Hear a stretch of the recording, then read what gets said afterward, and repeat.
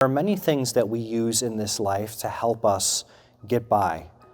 I remember hearing, not only growing up as a child, but even as an adult, where someone says, you always need a couple vices in your life to help you get through the day. Now, this wasn't in reference to anything scandalous or outrageous, but someone was like, you can't live through life and not either smoke or drink or eat red meat, or eat this other type of food. You could eliminate almost all of them. But you need to have at least one just to get through the day. Now, I'm not disparaging anyone who smokes or drinks or eats red meat or any of those other things. It is true that life can be difficult at times, and having comfort in life is not a bad thing, okay? But on the other hand, any of those things which lead to sin, any of those things which are sin, we have to learn to detach from them. That's the difficult part. You can begin to see that notion of learning to detach those things that give us a sense of peace, as opposed to God's peace, is very, very difficult, because I feel that the lives that we construct for ourselves are very fragile, in the sense that we try to line up everything in place, piece by piece, so that we can have a way of functioning throughout the day, getting through. But Jesus Christ told us that He did not come just to give us life like an animal, by which we follow our instincts and survive. He said that I've come to give you life and give it to the full. But the only way to do that, He says also, is to take up your cross and follow me. And that's my final reflection for the day, is that the cross of Christ, which we began this video with, is also the culmination of this video.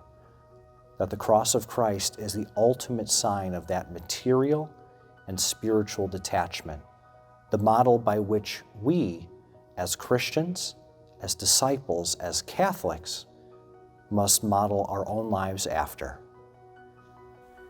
In living this life of detachment, both detachment from sin and detachment from the world, we learn to die with Christ. We die to our own desires. We come to accept whatever happens as a gift from God, as part of His plan. And part of that as well is practicing penances, to die to ourselves a little bit, penances that we do choose. But then we're able to rise with Christ and realize that only in Jesus Christ can we find the fullness of life. Only in Jesus Christ can our desires really be perfectly fulfilled.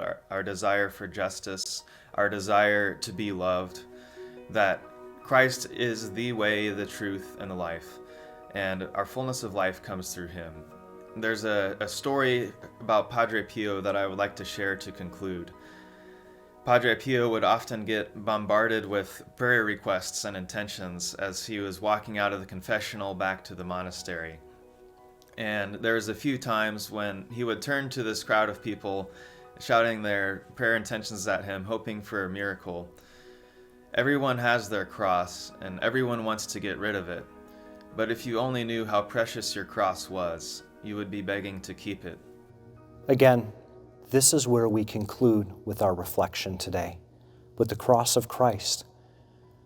Christ is the model of all disciples, and therefore, He is the model of all the little things that go up into the perfection we seek in our discipleship.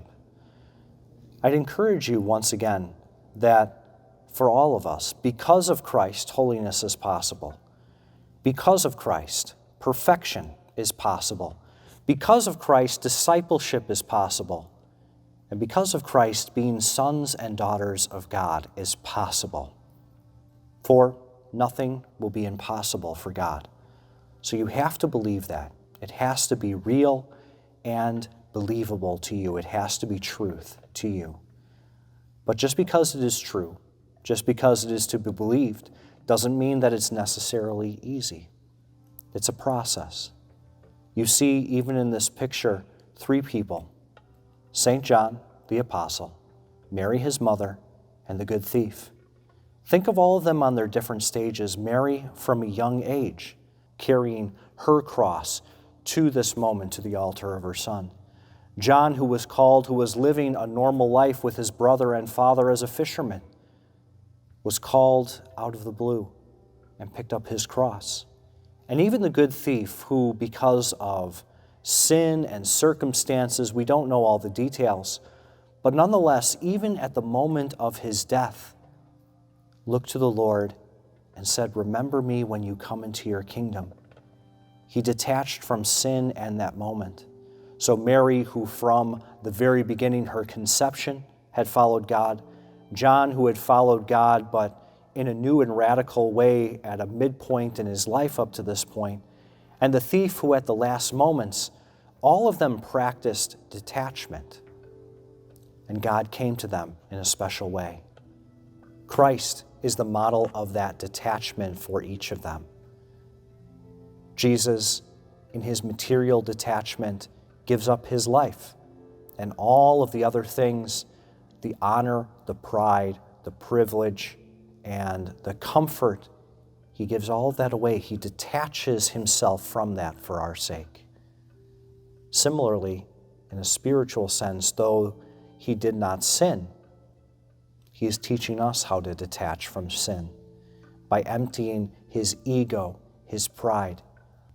St. Paul writes in his letter that Christ became sin for us, that he debased himself, emptied himself in such a way, completely to the lowest lows, so that we might be exalted with him above all things.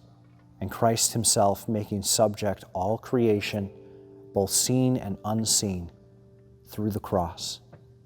I hope that this reflection helps you to look at detachment in a new way, and most of all, encourages you to engage in the work of detachment.